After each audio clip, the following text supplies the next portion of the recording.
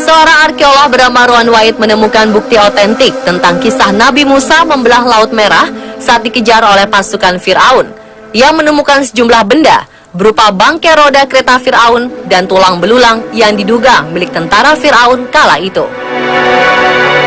Sementara sekelompok ilmuwan dari National Center for Atmospheric Research di Colorado, Amerika Serikat, dan dua ahli matematika dari Rusia bernama Naum Folzinger dan Alexei Androsov justru mengatakan jika mukjizat Nabi Musa membelah lautan itu adalah sebuah fenomena alam, di mana lautan bisa saja terbelah menjadi dua dan memunculkan daratan kering di tengahnya.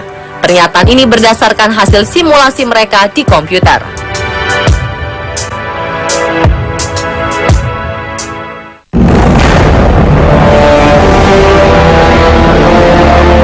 Lalu bagaimana kisah Nabi Musa membelah lautan ini yang sebenarnya dalam Islam? Dalam Al-Quran, kisah Nabi Musa membelah lautan demi menyelamatkan Bani Israel atau bangsa Israel dari kejaran Firaun, diantaranya ditulis dalam surat Al-Baqarah ayat 50, surat Toha ayat 77-79, dan surat Asyura ayat 60 hingga 68. Dalam Al-Quran dijelaskan bahwa saat itu Nabi Musa dan kaum Bani Israel lari menyelamatkan diri dari kejaran Raja Firaun yang kejam dan menganggap dirinya Tuhan. Firaun bersama bala tentaranya terus mengejar Nabi Musa dan pengikut-pengikutnya hingga akhirnya sampailah mereka di tepi laut dan terdesak tentara Firaun. Atas perintah Allah Subhanahu wa Ta'ala, Nabi Musa alaihissalam memukulkan tongkatnya ke atas air laut. Seketika laut terbelah dua, dan di tengahnya ada jalan berupa daratan kering, yang di sisi kiri dan kanannya dinding laut menjulang tinggi seperti gunung yang besar.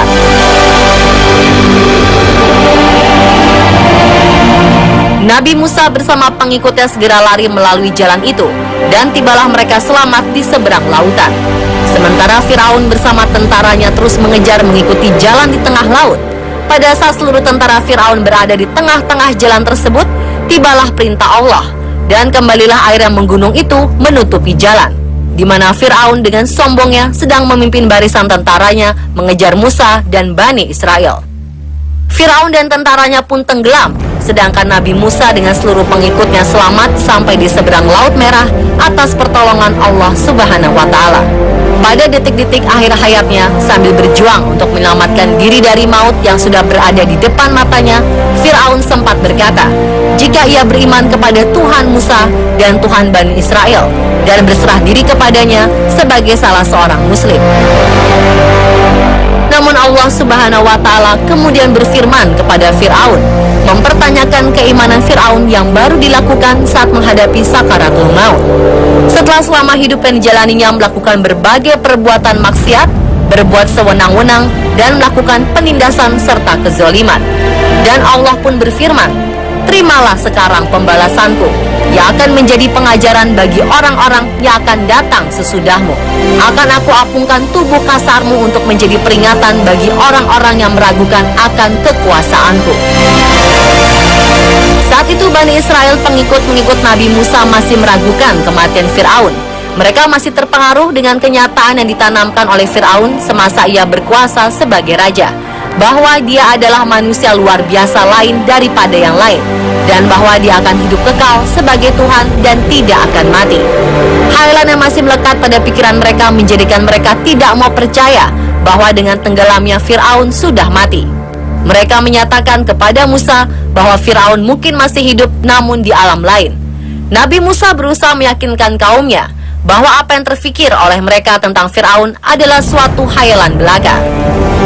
Firaun sebagai orang biasa telah mati tenggelam akibat pembalasan Allah Subhanahu wa Ta'ala atas perbuatannya, menentang kekuasaan Allah, mendustakan Nabi Musa, dan menindas serta memperhambakan Bani Israel. Dan setelah melihat dengan mata kepala sendiri tubuh-tubuh Firaun dan orang-orang yang terapung-apung di permukaan air, hilanglah segala tahayul mereka tentang Firaun dan kesaktiannya.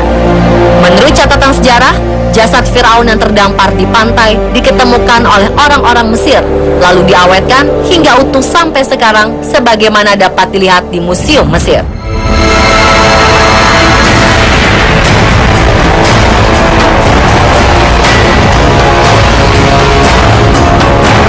Mengenai bukti Bukti penemuan arkeolog Rowan White berupa penemuan benda yang diduga milik Firaun dan bala tentaranya, banyak yang berpendapat bahwa mungkin Tuhan sengaja melindungi benda ini untuk menunjukkan kepada kita semua bahwa mukjizat yang diturunkan kepada nabinya merupakan suatu hal yang nyata, bukan sekedar karangan belaka.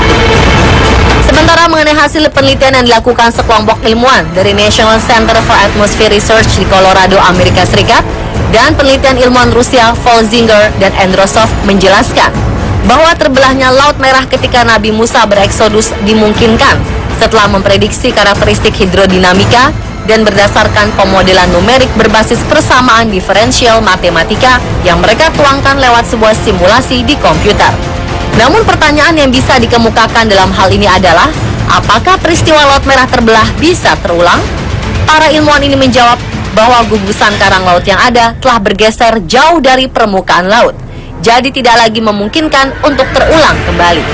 Bagaimanapun, penelitian yang dilakukan para ilmuwan di Amerika dan Rusia ini masih berbasis simulasi komputer, belum dijabarkan dalam studi kasus atau dalam eksperimentasi laboratorium. Mereka juga tidak menjelaskan berapa ketinggian gelombang yang terjadi akibat hembusan angin 108 km per jam. Padahal dalam Quran, surat Asyura ayat 63 disebutkan bahwa ketika laut itu terpisah, terjadi dinding gelombang seperti gunung yang besar.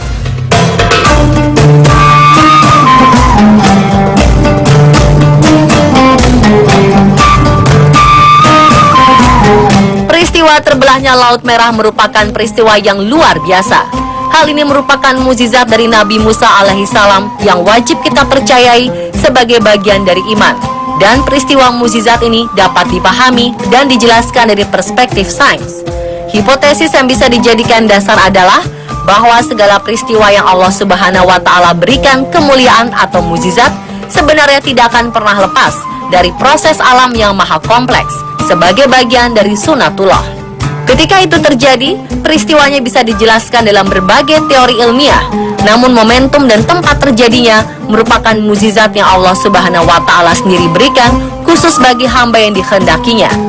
Seperti yang diungkapkan seorang ilmuwan muslim ternama Harun Yahya, jika Allah Subhanahu wa Ta'ala menghendaki, keajaiban bisa saja terjadi.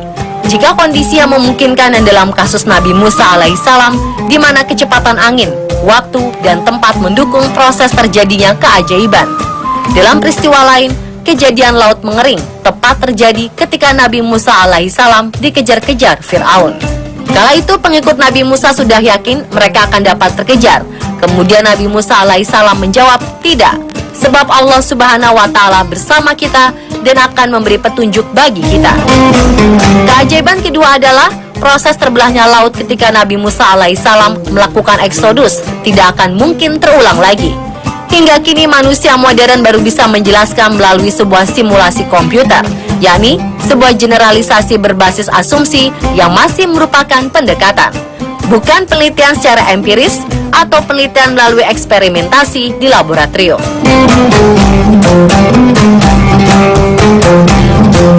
Dan pemirsa, itulah beberapa informasi menarik mengenai bukti Nabi Musa membelah lautan versi on the spot.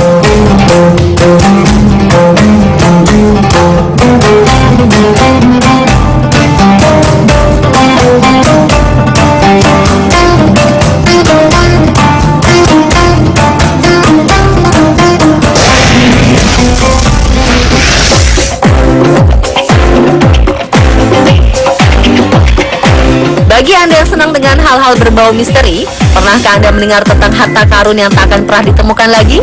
Jika berniat untuk menemukan harta karun, informasi berikut ini akan menjadi referensi. So, jangan kemana-mana, tetap di On The Spot.